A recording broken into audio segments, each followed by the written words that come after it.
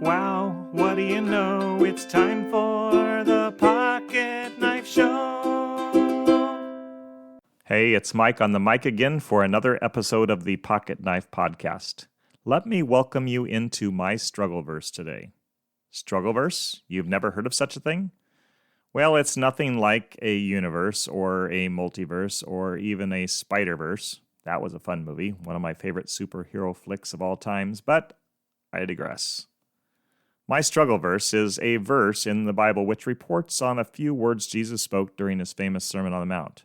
The verse, Matthew 5:42, causes me great angst from time to time, thus the moniker, my Struggleverse. Let me read what Jesus said in its context. I'll make sure you know when the struggle starts. So here's what Jesus said in Matthew 5, and we'll start at verse 38. You have heard that it was said, eye for eye and tooth for tooth, but I tell you, do not resist an evil person. If someone slaps you on the right cheek, turn to them the other cheek also. And if anyone wants to sue you and take your shirt, hand over your coat as well. If anyone forces you to go 1 mile, go with them 2 miles. Here's my struggle verse, verse 42. Give to the one who asks you, and do not turn away from the one who wants to borrow from you. Before I dig into verse 42, let me talk about a few of the other things Jesus says. There are a couple of things my master commands or commends which don't get me all that worked up. I haven't been slapped recently, but if I was smacked upside the head by someone, I think I'd be able to walk away without retaliating. I'm a lover, not a fighter. And I'm more than willing to go a 2nd mile with someone, or even a 5th or 10th or 13th mile. I'm a runner. What's another mile or two? Back to my struggle verse. Matthew 5:42, give to the one who asks you, and do not turn away from the one who wants to borrow from you. As a pastor of a church in a town bisected by 2 major highways with another minor state route that comes in on the other side of town, I am approached on a fairly regular basis by folks looking for a handout. They need $20 for gas, or $50 for groceries, or $80 for a hotel room. They ask politely enough most of the time.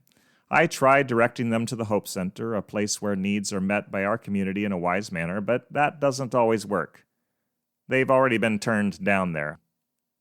This is where the struggle comes in. My pastor friends urge me and every other minister in town to firmly point people Hope Center-ward and leave it at that. If they won't go, tough luck. The fear, of course, is that someone will hit every church in town in the Hope Center and people outside Walmart and make off like a bandit. The word on the street is some can make upwards of $200 a day sitting behind hastily created anything help signs. I understand all this. I get why other pastors and leaders say Hope Center or nothing. But Jesus' words. Give to the one who asks you.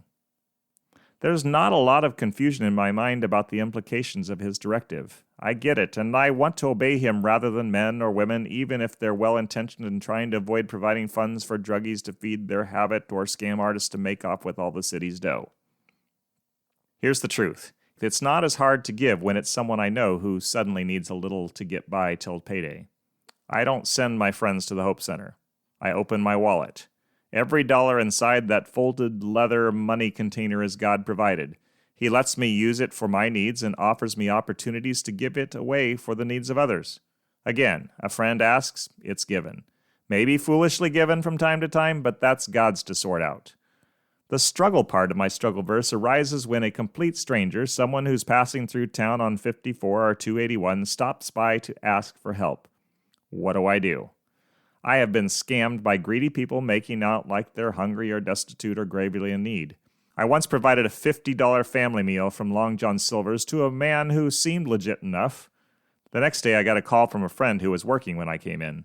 He reported the scammer's actions to me. The guy came back to the store shortly after we had been there, claiming a serious error in his order and demanding his $50 be returned to him.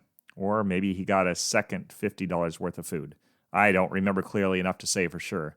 I'll just say my compassionate actions were taken advantage of. I can hear my fellow clergy dudes and dudettes saying, see, this is why you have to go through the Hope Center.